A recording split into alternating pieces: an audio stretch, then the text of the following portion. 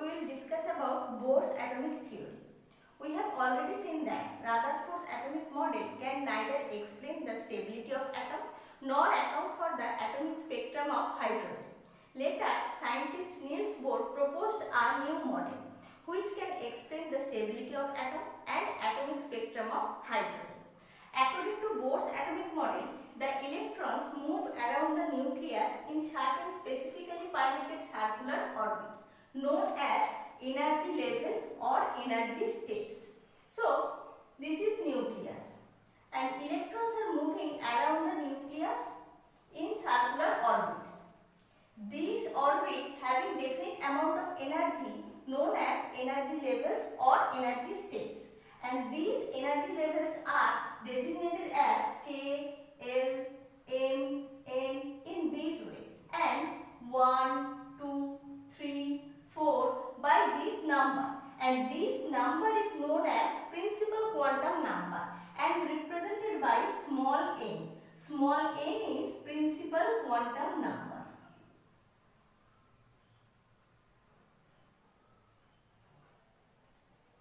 So, for K cell, n equals to 1, that is principal quantum number, n equals to 1. For L cell, n equals to 2. For M cell, n equals to 3, and so on. And as the distance of the cell from the nucleus increases, the energy of the cell also increases. So, the energy order of the cells is, for K cell, n equals to 1. For L cell, n equals to 2. For M cell, n equals to 3, and the energy order is this. Second point is, while moving in a particular energy level, an electron neither loss or gains energy. The energy of an electron in a particular energy state always remains fixed or stationary, and these energy states are also referred to as stationary energy states. That means, when an electron is moving around the nucleus in circular orbits, the energy of the electron is fixed.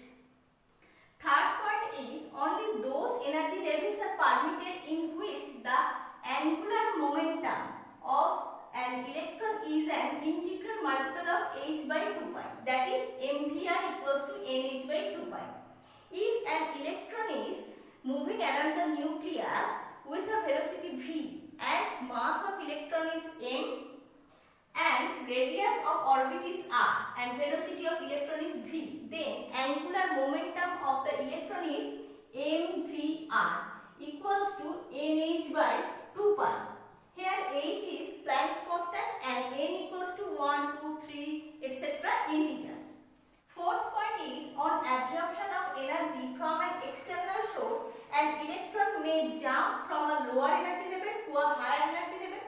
In coming back from a higher energy level to a lower energy level, the electron emits energy.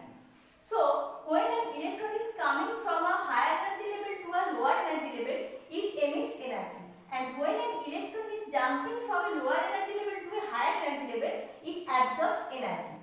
The jumping of an electron from one energy level to another energy level is known as transition. A transition from lower energy level to higher energy level is termed as excitation of the electron, and the transition from higher energy level to lower energy level is termed as de-excitation of the electron. These are the postulates of Bohr's atomic model.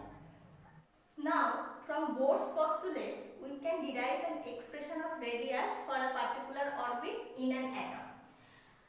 Here, one electron is moving around the nucleus with velocity v, and mass of electron is m and radius of orbit is r. Here, two forces are present. One force is acting towards the nucleus, and this force is between positive charged nucleus and negative charged electron. This force is known as electrostatic force or centripetal force, and another force is just opposite of this force. This force is known as centrifugal force, and the positive charge present in the nucleus is Ze, where Z is atomic number. So, from here we can write mv square by r equals to 1 by 4 pi epsilon 0 into Z square by r square.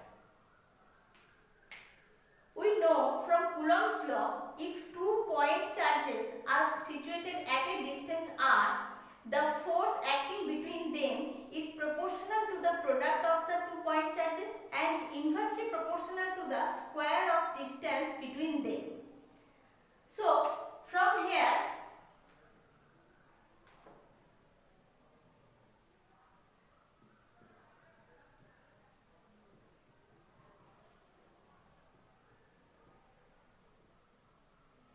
or V square equals to 1 by 4 pi epsilon 0 into Z square by m into r. This is equation 1. Now from Bohr's postulates we know the angular momentum of an electron ampere equals to nh by 2 pi, where h is Planck's constant. So from here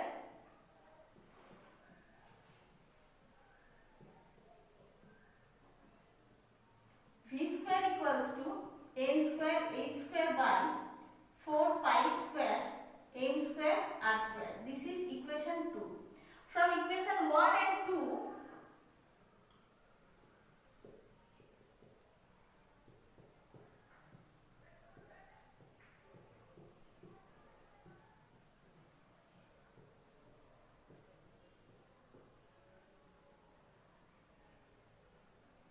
or r equals to 4 pi epsilon 0 into n square h square by 4 pi square mz square. This is the expression of radius of nth orbit. So we can write Rn equals to 4 pi epsilon 0 n square h square by 4 pi square mz square. Here epsilon 0 is permittivity of free space or air, and the term 1 by 4 pi epsilon 0 in SI unit, value of this term is 9 into 10 to the power 9 Newton meter square Coulomb to the power -2, and in CGS the value is 1. So if we derive this expression in CGS, then Rn equals to n square h square by 4 pi square mz square. Now for hydrogen atom, Z equals to 1, and for first orbit n equals to 1.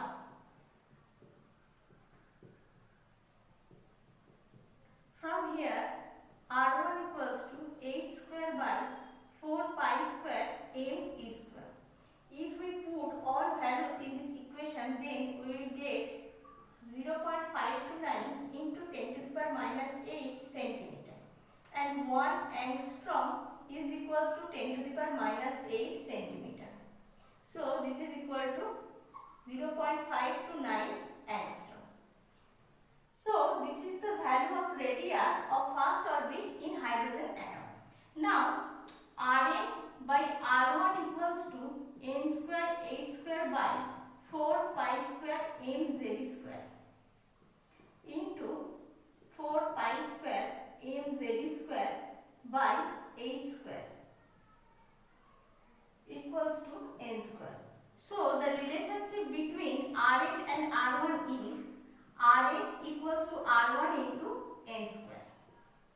That is relationship between radius of nth orbit and radius of first orbit. Now for hydrogen-like atom like helium plus, lithium 2 plus, Rn equals to 0.529 into n square by z angstrom. From here we can also derive an expression of velocity of electron in nth orbit. This is radius of nth orbit. Now from Bohr's theory, ampere equals to nh by 2 pi.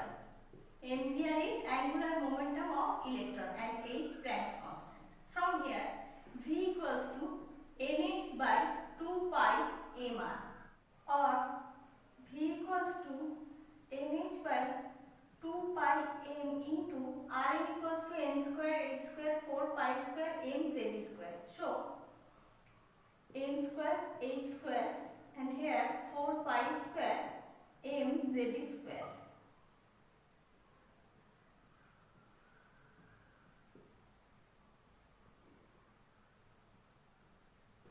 Or V equals to 2 pi z square by nh. So Vn equals to 2 pi z square by nh. This is the expression of velocity of electron in nth orbit.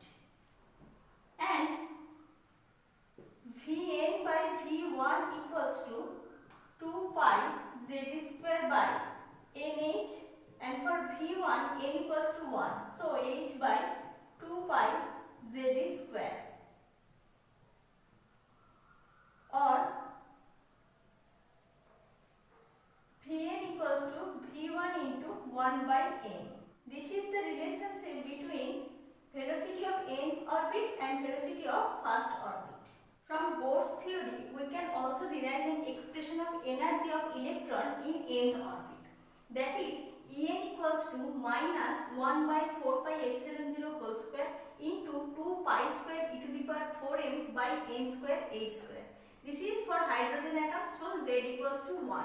And if we put all values in the equation, that is value of pi, value of charge of electron, mass of electron, Planck's constant, then we will get the value minus 2.178 into 10 to the power minus 18 by n square joule atom inverse. And for hydrogen like atom,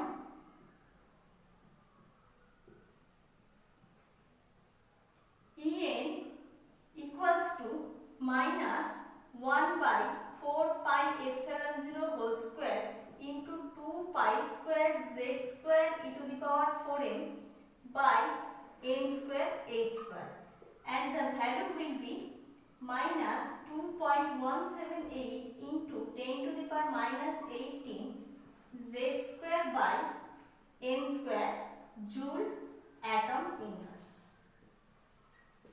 Here we get a negative value of energy because the energy of an electron at infinite distance from the nucleus is arbitrarily assumed to be 0, and when the electron moves closer to the nucleus, it is attracted by the nucleus. Due to this attraction, the energy of the system decreases, that is, energy is released, and for this reason the energy of electron becomes less than 0, that is negative. Now, according to Bohr's theory, when an electron de-excites from a higher energy level to a lower energy level, it emits energy, and the energy thus emitted is quantized and corresponds to a definite wavelength or frequency. Here, N1 is lower energy level and N2 is higher energy level, and the energy of N1 is En1 and energy of N2 is En2. From here, energy released delta E equals to En2 minus En1, and we know the energy expression En. For En2, n equals to n2, and for En1, n equals to n1, and this is for hydrogen atom, so Z equals to 1, or delta E equals to minus 1 by 4 pi epsilon 0 whole square into 2 pi square e to the power 4m by n2 square h square minus 1 by 4 pi epsilon 0 whole square into 2 pi square e to the power 4m by n1 square h square. And we know delta E equals to h nu. Nu is frequency. So h nu equals to minus 1 by 4 pi epsilon 0 whole square into 2 pi square e to the power 4m by n2 square h square minus plus 1 by 4 pi epsilon 0 whole square into 2 pi square e to the power 4m by n1 square h square, or h nu equals to 1 by 4 pi epsilon 0 whole square into 2 pi square e to the power 4m by h square into 1 by n1 square minus 1 by n2 square. And we know nu equals to c by lambda. C is velocity and lambda is wavelength. So nu equals to c by lambda, 1 by 4 pi epsilon 0 whole square into 2 pi square e to the power 4m by h square into 1 by n1 square minus 1 by n2 square, or 1 by lambda equals to 1 by 4 pi epsilon 0 whole square into 2 pi square e to the power 4m by h cube c into 1 by n1 square minus 1 by n2 square. And we also know that nu bar equals to 1 by lambda, where nu bar equals to wave number. So nu bar equals to 1 by lambda equals to 1 by 4 pi epsilon 0 whole square into 2 pi square e to the power 4m by h cube c into 1 by n1 square minus 1 by n2 square. This equation is known as Rydberg equation. And this term, that is 1 by 4 pi epsilon 0 whole square into 2 pi square e to the power 4m by h cube c is called Rydberg constant. That is represented by r. And if we put all values in the equation, then the value of r equals to 1.09679 into 10 to the power 7 meter inverse, or 109,679 centimeter inverse. Now, from Rydberg equation, nu bar equals to 1 by lambda equals to r into 1 by n1 square minus 1 by n2 square, where r is Rydberg constant, and for hydrogen atom z equals to 1. Now, each transition of an electron from higher energy level to a lower energy level gives rise to a discrete spectral line in the emission spectrum of the atom. So, various series present in the hydrogen spectrum are Lyman series, Balmer series, Paschen series, Brackett series and Freund series. In Lyman series, N1 equals to 1 and N2 equals to 2, 3, etc. And the lines corresponds to shorter wavelength appear in the ultraviolet region.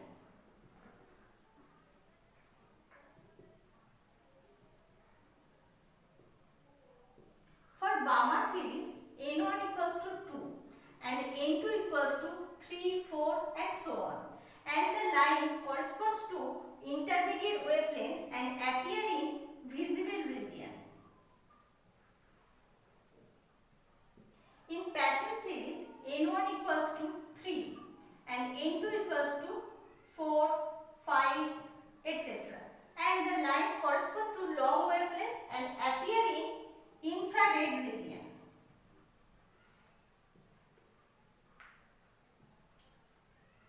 In Brackett series, N1 equals to 4 and N2 equals to 5, 6, etc. And the line corresponds to long wavelength and appear in far infrared region.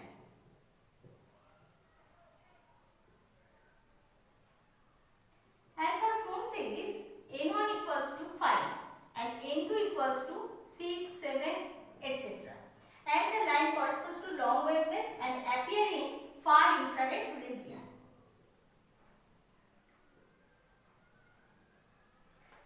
There are another one series, Humphreys series. For Humphreys series, N1 equals to 6 and N2 equals to 7, 8 and so on. And the line corresponds to long wavelength and appear in far infrared region. Now, from de Broglie, the wavelength lambda of a particle of mass m moving with a velocity v is given by lambda equals to h by mv. Here, lambda is wavelength and h is Planck's constant. And mv is mass into velocity, that is mass of the particle is m and velocity of the particle is v. So mv is momentum of the particle. If p stands for momentum, then p equals to momentum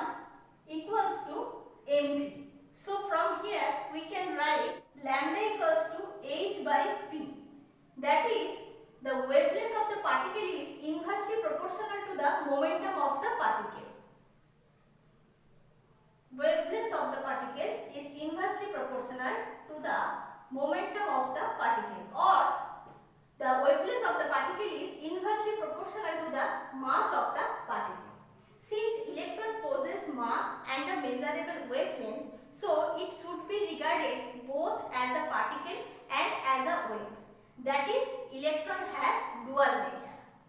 And according to Heisenberg's uncertainty principle, it is not possible to determine simultaneously the position and momentum of a moving microscopic particle with absolute accuracy. So, if delta x is the uncertainty in determination of position and delta p is the uncertainty in determination of momentum, then delta x into delta p is greater than equal to h by 4 pi, and p is momentum of the particle, that is equal to mv. So from here, greater than equals to h by 4 pi, or delta x into m del v greater than equal to h by 4 pi, or delta x into del v greater than equals to h by 4 pi m, where del v is the uncertainty in determination of velocity. Now, limitations of Bohr's atomic theory. Bohr's atomic theory is unable to explain the spectra of atoms containing more than one electron. That means it can only explain the atomic spectra of one electron system like hydrogen and hydrogen-like atoms. Second, it is unable to explain the fine spectrum of atom. Now, when a magnetic field or electric field is applied on an atom, the spectral lines get split into fine spectrum. And in case of magnetic field, this effect is known as Zeeman effect. And in case of electric field, this effect is known as Stark effect. And these effects cannot be explained on the basis of Bohr's model. In Bohr's model, electron is supposed to be a discrete particle moving in a well-defined orbit. But according to de Broglie equation, electron has dual nature, and also orbits are not well defined in Bohr's atomic model. According to Heisenberg's uncertainty principle, the position and velocity of an electron can never be determined simultaneously and accurately. So, this uncertainty principle gave a big setback to Bohr's atomic model. This Bohr's atomic model is unable to explain how atoms would combine together to form molecules, that is, mode of formation of molecules and geometry of molecules. These are the limitations of Bohr's atomic